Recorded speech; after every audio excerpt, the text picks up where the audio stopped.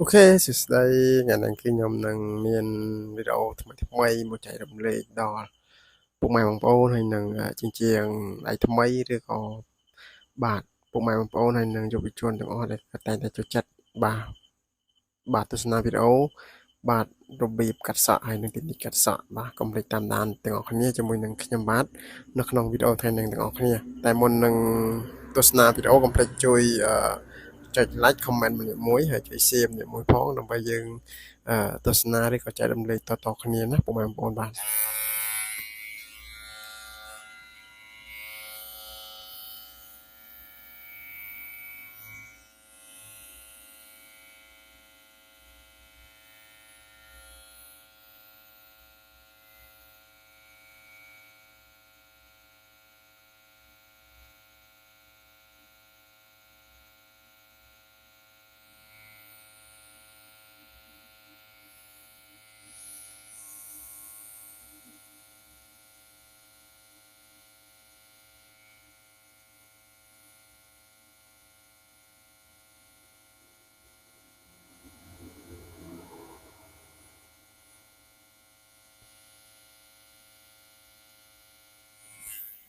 បាទសម្រាប់វីដេអូគឺជាវីដេអូដែលខ្ញុំបានដកស្រង់ចេញពីតាមប្រទេស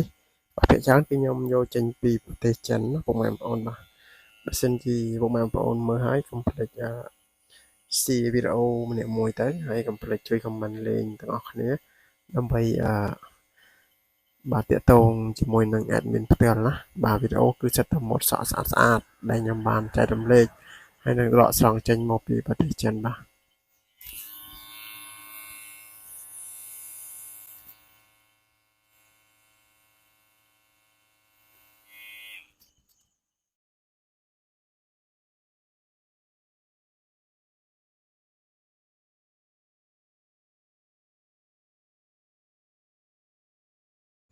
សម្រាប់ពុកម៉ែបងប្អូនឬក៏ជាងកាត់សក់ដែលត្រូវការជាមួយនឹងផលិតផលកាត់សក់ឬក៏ចង់បានម៉ាទ័រកាត់សក់អាចទាក់ទងតាមរយៈ Facebook ដែលមានឈ្មោះឆាំវិបុលបាទឬក៏លេខទូរស័ព្ទដែលមានដាក់នៅខាងក្នុងវីដេអូ016 9398